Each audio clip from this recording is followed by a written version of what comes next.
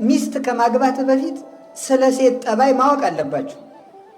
ባል ከማግባታችሁ በፊት ስለ ወንድ ጠባይ ማወቅ አለባችሁ። ያንን ሰሎሞን ይነግራችኋል። ሂዱና አንብቡት። ሳይኮሎጂ ምናምን ኢንተርኔት ላይ እዚያ ሄዳችሁ አትርመጥመጡ። ሂድና የሰሎሞን መጽሐፍ አንብበው። እንዴት አድርገን እንደምትመርጥ እንዴት ምንድን ነው አንተ ና ወደዚህ ጠቆር ነው። ስንት ዓመቱ ነው? ላው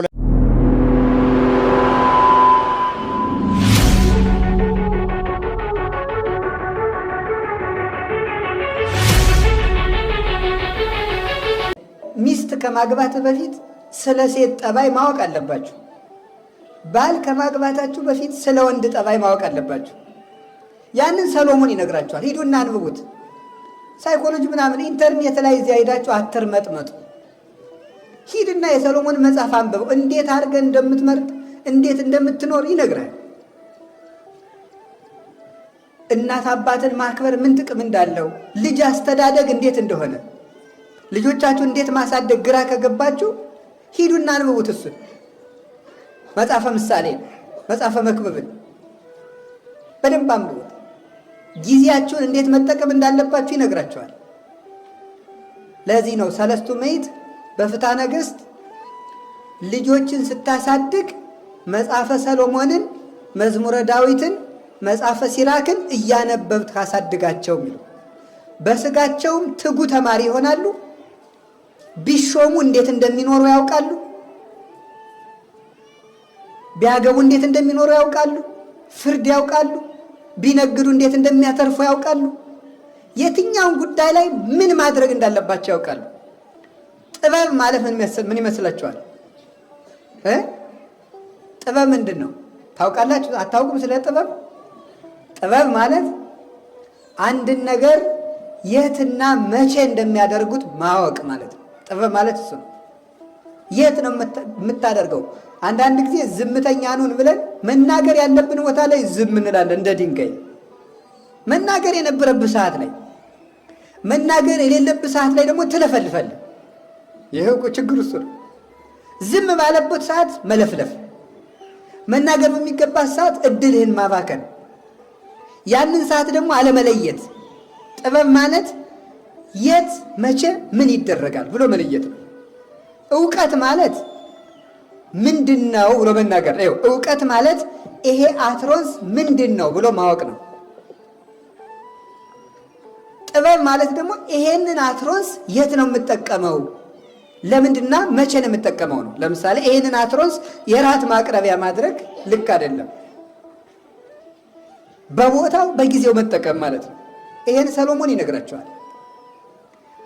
ይሄን ብቻ አይደለም። ጠቢቡ ሰሎሞን መጽሐፈ መክብብን ስለ ዓለም ከንቱነት በደንብ አድርጎ ንስሐ ለመግባት እድል የሚሰጥ መጽሐፍ ነግሮናል። መኃልየ መኃልይ ዘሰሎሞን ግን ከዚህ ሁሉ በላይ የሆነ መጽሐፍ ነው። እንዲያውም አባቶቻችን በበዓለ 50 ሊሰበክ የሚገባው መጽሐፍ ነው ይላሉ።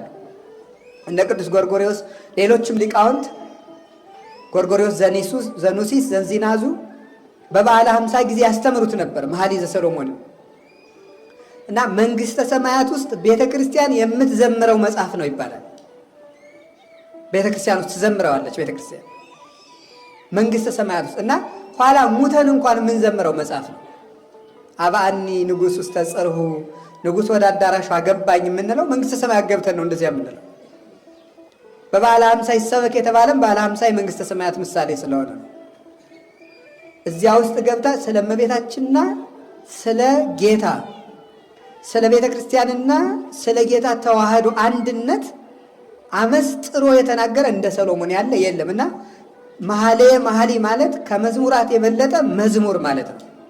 ከመዝሙራት የበለጠ መዝሙር። ሌሎች መዝሙራት አሉ ከነዚህ በላይ የሆነ መዝሙር ማለት ነው። ሰሎሞን እንዲህ ያለ መጽሐፍ ለመድረስ ያበቃው ምኑ ነው ስትሉኝ በጣም ንጹሕ ድንግል ሰው ስለነበር አይደለም። በምንድን ነው ለዚህ የበቃው ስትሉ በንስሐ ነው። እስኪ በንስሐ በሉ። በምንድን ነው የበቃው? ሰሎሞን 1000 ሴት ያገባ ሰው ነው ታውቃላችሁ። አንደኛ ነገሥት ምዕራፍ 11 ቁጥር 1 ላይ እንደምታነቡት 700 ሚስቶች፣ 300 ቁባቶች፣ 1000 ሴቶችን አግብቷል። እነዚያን ሴቶች ተከትሎ እግዚአብሔርን ክዶ ጣዖት አምልኳል። በልቡ ባይክድ እንኳን ሂዶ ለጣዖት አጥኗል። ሴቶቹ እኛ ለአንተ ሚስት እንድንሆን ከፈለግ ጣዖት በተራራ ላይ አቁም አሉት። ተሰብስበው እነሱን ለማስደሰት ጣዖት አቁሟል። እግዚአብሔርን አሳዝኗል። በልጅነቱ በ12 ዓመቱ የመምራት ጥበብን እስራኤልን የማስተዳደር ጥበብ የሰጠው በ12 ዓመቱ እግዚአብሔር በገባዖን ተራራ ተገልጾ ያነጋገረው ሰሎሞን ያን ሁሉ ረስቶ እግዚአብሔር የሚጠላውን ክፉ ነገር ሁሉ አደረገ። ክፉ ነገር ሁሉ ከዚያ ንስሐ ገባ። ንስሐ ገብቶ አለቀሰ። ሁሉ ምን አለ ተመልከቱ። 27 ዓመት የፈጀ ቤትም ሰራ። አትክልቶቹን ተከለ። በዓለም ላይ አሉ የተባሉ አበቦችን ሁሉ ተክሎ በእነዚያ መዓዛም ተደሰተ።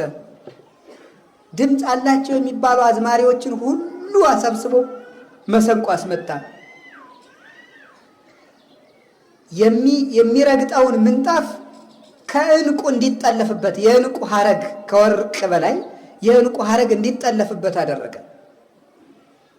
የመዋኛ ገንዳውን ምሰሶውን የሚሸከሙ በሬዎች የበሬ የአንበሳ ምስል አድርጎ ደግሞ ዙሪያውን የሚደግፉትን ምሰሶዎች የመዋኛ ገንዳውን በወርቅና በዕንቁ ለብጦ ሰራ። መብል መጠጡን ሁሉ አደረገ።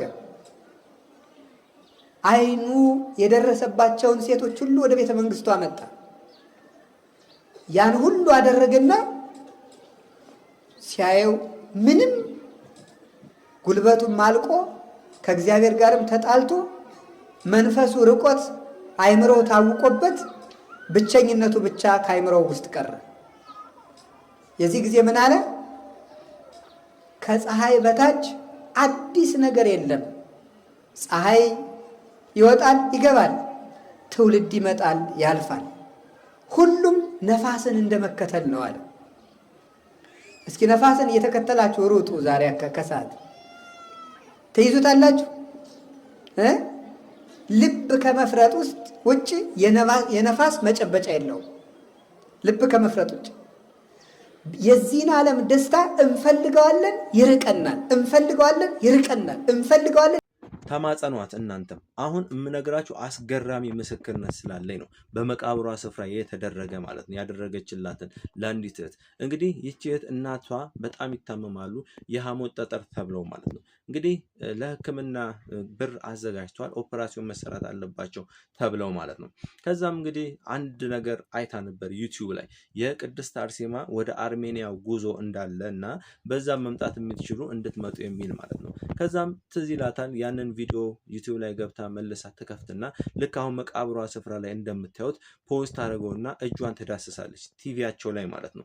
እጇን ትዳስስና ቲቪያቸው ላይ እኔ ሰማዕቷ ቅድስት አርሴማ እኔ አቅም የለኝም በደጅሽ ለመገኘት፣ ነገር ግን እናቴ ኦፕራሲዮን ተብላለች፣ ይሄ እንዳይሆን እባክሽ እርጂኝ ብላ ቲቪውን ትዳስስና ወስዳ እንግዲህ እናቷን ሰው ባመነው ልክ አይደል የሚደረግለት፣ ወስዳ እናቷን ከእግራቸው እስከ ጥፍራቸው ድረስ ትዳስሳለች፣ ያመማቸውን ቦታ ላይ ትዳስሳለች ማለት ነው። ከዛም ያ የቀጠሮ ቀን ይደርሳል፣ ኦፕራሲዮን የሚሰሩበት ማለት ነው። ሆስፒታል እንግዲህ ያው ኦፕራሲዮን ከመሰራት በፊት ያለበት ደረጃ ለማየት ቼክ ይደረጋል አይደለ? ቼክ ሲያደርጉ ያ የሐሞት ጠጠር የተባለው የለም። ዶክተሩ ይደነግጣል። እንዴ አሁንም ደግሞ ሲያደርግ የለም፣ ይደነግጣል ማለት ነው። ምክንያቱም እሱ ፈርሞበታል፣ በቃ ኦፕራሲዮን መሰራት አለባቸው ብለው ወስኗል ማለት ነው። ከዛ በኋላ እንግዲህ ይመጣና ይሄ ነገር እንዴት ነው የት ሄደሽ ነበረ ብሎ ይጠይቃታል። እሷም እንዲህ ነበረ ብላ ትላለች። እጅግ በጣም ይገረማል። እናትሽ ፍጹም ጤነኛ ናቸው፣ ያ አለ የተባለው የሐሞት ጠጠር የለም ብሎ እንግዲህ ይነግራታል። እርሷን በደስታ እንግዲህ ማመን እስከሚያቅታት ድረስ ምስክርነትን ደውላ እንግዲህ ለቀሲስ ነው የነገረቻቸው። የሚገርማችሁ ይሄ ተደረገላት ማለት ነው። ያለችውም የተሳለችውንም እንግዲህ ስለቷን አስገብታለች። እናንተም እንደዚሁ ስልካችሁ ላይ እንዲሁ የዳሰሳችሁ ምኞታችሁን የታመማችሁበት ቦታ እንደዚሁ የዳሰሳችሁ በቅድስቲቷ እንግዲህ መቃብር ስፍራ በክቡር ስጋዋ በክቡር እንግዲህ አጽሟ ተዳሰሱ። ንጽህና ቅድስናዋ እስከ አርያም የደረሰው እናታችን ቅድስት አርሴማ የውስጣችሁን መሻት ትፈጽምላችሁ ማለት ነው። ይህ ታምር ተደርጓል። ላመነ ሁሉ ይደረግለታል። እናንተም ዩቲዩቤን ሰብስክራይብ አድርጉልኝ። ሊንኩን ውስጥ ላይ ምንድን ነው ነው ወደዚህ ጠቋር ነው። ስንት ዓመት ነው ላው ላይ ካለ? ከልጅነቱ ጀምሮ። ምን ናችሁ? 3 ነን። አሁን የቀረነው 3። ተንበርከክ እዚህ ጋር ተዘጋጅ። አንተ ምንድን ነኝ ያልከኝ? አንተ የቢሮ መተት። ምንድን ነው የምትሰራው? እሷ ሐኪም ነች።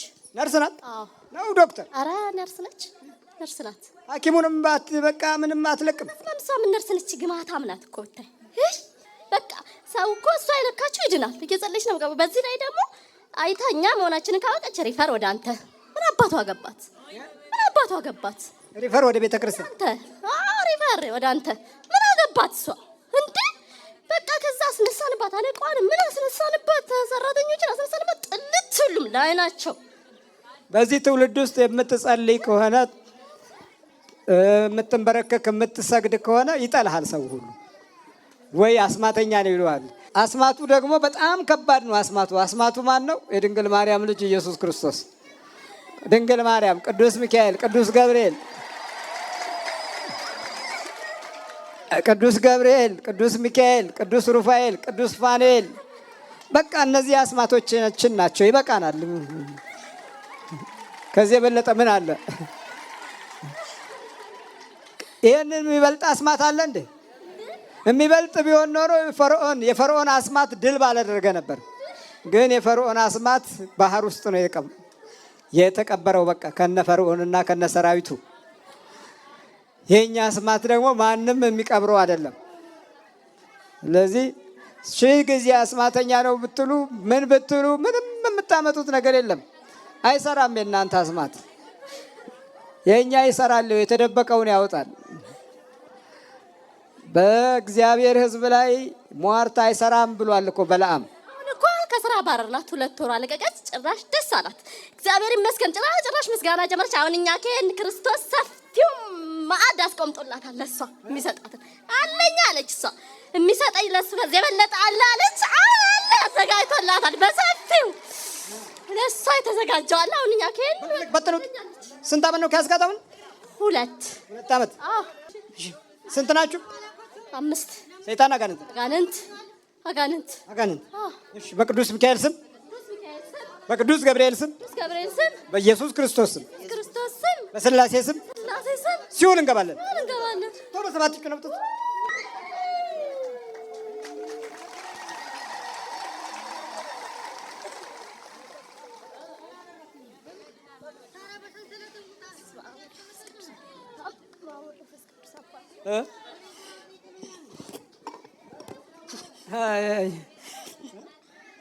እንዴት ነው? እግዚአብሔር ይመስገን። እግዚአብሔርን እስቲ እልል ብላችሁ አመስግኑልኝ። ለዚህ ላደረሰን አምላክ እግዚአብሔር ክብር ምስጋና ይግባው። ለሱ የሚሳነው ነገር የለም። እግዚአብሔር ለዚህ አብቅቶኛል። አመሰግነዋለሁ። በርቺ። በፊት በጠንቋይ ሞከሩሽ፣ አሁን ደግሞ በደፍተራ መተት ሞከሩሽ። አዎ ስራ ቦታ ምንም ሳላረግ ይጠሉኛል፣ ይጠምዱኛል። በቃ ሲያቅተኛውን ብተውላቸውስ ብዬ ተውኩት። ምን ነበር የምትሰሪው? ነርስ ነኝ። ሐኪም ቤት? አዎ የመንግስት ጤና ጣቢያ ነው የምሰራው። ጤና ጣቢያ ውስጥ ነው። እና ደግሞ በሽተኞች ይድኑላታል አለ። እንግዲህ እግዚአብሔር ፍቃድ ስለሆነ ነው እንጂ እኔ ምንም አድርጌ አይደለም። የምችለውን ያው ሕክምናውን ትላለው ካቃተኝ ግን ብችል መንፈስ ነው ብዬ ካሰብኩ የሚድኑበት መንገድ ወይ ጸበል እንደሄዱ ወይ ወደ እርሶ ጋር እንደሄዱ አድራሻ ምናምን እየሰጠው መክራቸዋለሁ። ሌላ ምንም አላረግም። አዎ እዛ ነው እንግዲህ እኔ በይ በርቺ። እሺ በርቺ። በርታ አንተ ጠቋር። ምንም አላረግንም። ዝም ብለን የታሰርነው አለ። ቆዝረው ብቻ ቁጭ አሉ እኮ። ደስ ይላል። ብቻ እግዚአብሔር ስራ ጥሩ። እርሶን እድሜና ጤና ይስጥልን። ምንም አላረግንም ማለት ስራ ሰው እኔም ሲማ አውቀዋለሁ። ሲታወቀኝ ምንም እንትን አይደለም። ጸሎት አደርጋለሁ። ስራ ስሩ ትላቸዋል። አብረውኝ ይሰራሉ። ትእዛዝ ይታዘዙኛል። ምን እንዴት ነው? ጉልበት አላቸው? አረ በጣም ጉልበት አላቸው። ምንድን ነው የምትሰራው አንተ? እኔ ጋራጅ ነው የምሰራው። ጋራጅ አታሸክማቸውም? አንዳንዴ አንተ ያቃተህ? አይ ይሰራ ያግዙኛል። ያው እኔ ትእዛዝ ማለት ይቀበላል ሰይጣን ሲባል እኔ እንደ ቀልድ ነበር ይመስለኝ። እንደዚህ አድርግ ብዬ ካልኩኝ ያደርግልኛል። ይሄን አድርግ ሳትለው ያደርግ። ከዛም በኋላ ግን በቃ በማስም ነው አድርጉ የምትላቸው? እኔ በሚካኤል ስም ነው የማዛቸው። ቅዱስ ሚካኤል ስም ታዘዙ ነው የምላቸው። እና ልክ በቃ የማያልቀውን ስራ ቶሎ ጨርሳል። በቃ ያፈጥኑልኛል። በል በርታ እንግዲህ። ሚካኤል አካባቢ ነው ገራዡ። እዛ አካባቢ ስለሚሰራ በቅዱስ ሚካኤል ከኔ ጋር ትሰራላችሁ ይላቸዋል። ማጥፋቱን ትተው ጉልበት ሰጥተው አጠናቀው ሰርተው ያስረክባሉ። እንግዲህ ተመልከት፣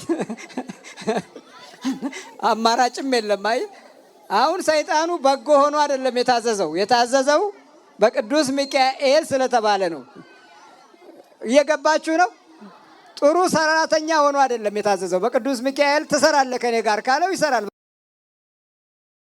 ሚስት ከማግባት በፊት ስለ ሴት ጠባይ ማወቅ አለባችሁ። ባል ከማግባታችሁ በፊት ስለ ወንድ ጠባይ ማወቅ አለባችሁ። ያንን ሰሎሞን ይነግራችኋል። ሂዱና አንብቡት። ሳይኮሎጂ ምናምን ኢንተርኔት ላይ እዚያ ሄዳችሁ አትርመጥመጡ። ሂድና የሰሎሞን መጽሐፍ አንብበው። እንዴት አድርገን እንደምትመርጥ እንዴት ምንድን ነው አንተ? ና ወደዚህ። ጠቆር ነው። ስንት ዓመቱ ነው?